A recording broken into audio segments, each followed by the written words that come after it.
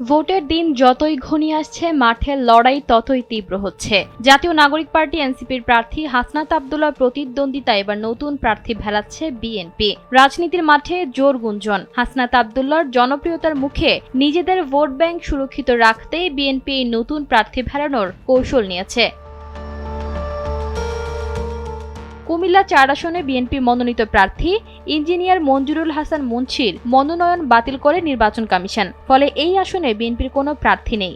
এমন অবস্থায় আসনটি হাতছাড়া না করতে গণ অধিকার পরিষদের প্রার্থী জসিম উদ্দিনকে বিএনপি জোটের প্রার্থী হিসেবে মাঠে নামিয়েছে দলটি। শুক্রবার দুপুরে জসিম উদ্দিন নিজেই বিষয়টি নিশ্চিত করেছেন।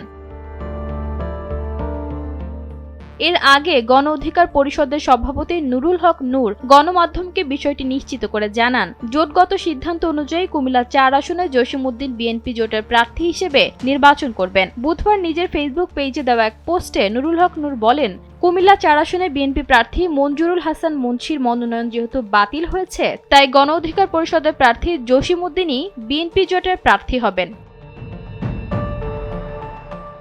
বিএনপি প্রার্থী মনোনয়ন বাতিলের পর হাসনাত আব্দুল্লাহর বিজয়ের পথ খুলে গেছে বলে ধারণা করা হচ্ছিল। তবে কুমিল্লা ৪ আসনে বিএনপি নেতাকর্মীদের দাবি, ইঞ্জিনিয়ার মঞ্জুরুল হাসান মুন্সি আইনি প্রক্রিয়ার মাধ্যমে প্রার্থিতা ফিরে পাবেন। আগামী সোমবার তার প্রার্থিতা নিয়ে আপিল শুনানি হয়েছে। এই আসনে জামায়াত ইসলামী নেতৃত্বাধীন 10 দলীয় জোটের মনোনীত প্রার্থী এবং জাতীয় নাগরিক পার্টির দক্ষিণাঞ্চলের মুখ্য সংগঠক হাসনাত আব্দুল্লাহ সহ মোট 5 প্রার্থীকে প্রতীক বরাদ্দ দেওয়া হয়েছে।